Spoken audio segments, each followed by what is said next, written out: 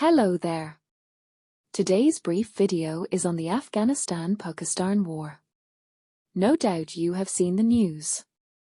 Afghanistan-Pakistan are both bloodthirsty over domination or whatever. Personally, I do not care. Islam hates Kafirs and both groups are Muslims. This video exposes the narrative for a certain comment I read. A video posted by the Sun Media Agency on YouTube. I left a comment.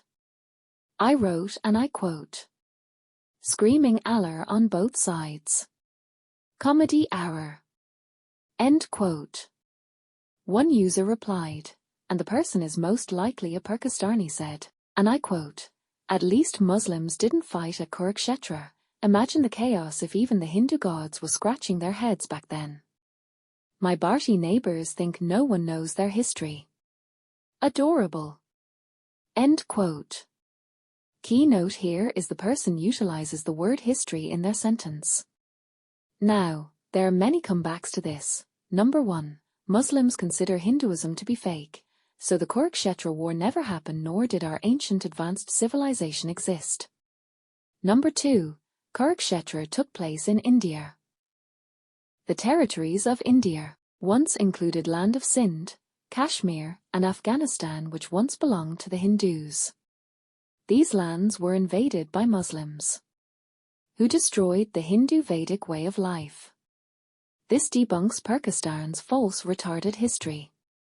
Number 3, we already know of many individuals who were given boons on opposing fractions during the Kurukshetra war. For example, Jayadratha's was given a boon, and Suyadev's gift to Karno was his kavarsh, body armor, and kundal, earrings, which later Indra obtained. The point here is, in our Vedic outlook in the world is not divided between believers and disbelievers. Even a demon like Ravan can obtain a boon, whose thoughts differ from mainstream views. And people become punishable once they misuse their powers for a wicked agenda. So for example, good versus evil and not believers and disbelievers. A beautiful example can be seen in the Bhagavad Gita. Chapter 9 verse 29, and I quote, "I envy no one, nor am I partial to anyone. I am equal to all.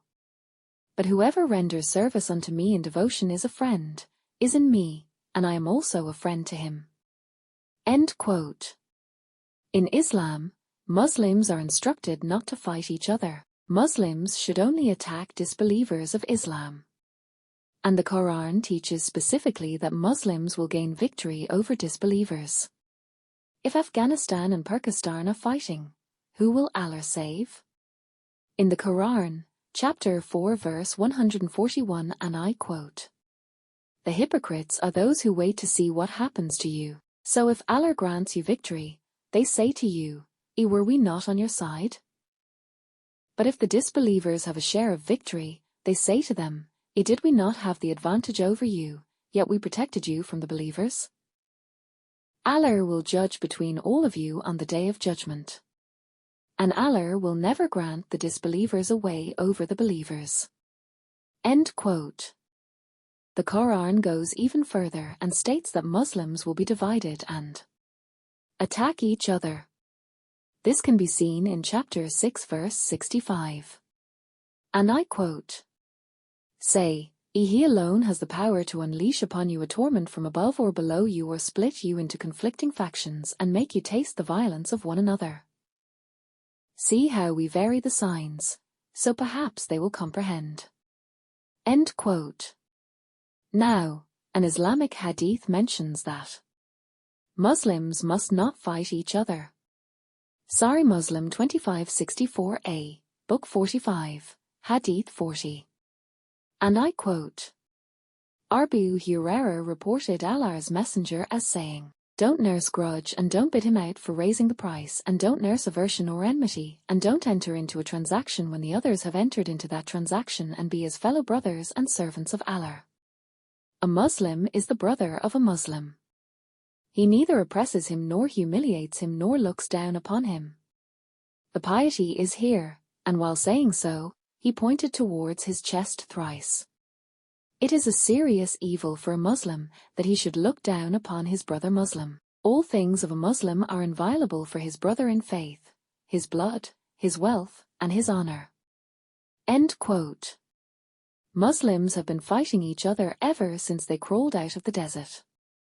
Sunni versus Shia are both fractions of Islam. In 1400 years, Muslims have not lived peacefully with each other, and they desire to dominate the world. When you can't even solve or live peacefully with your fellow Muslim neighbors, how can you live peacefully with kafirs or disbelievers? Muslims killing Muslims during their holy month. That makes you a joke.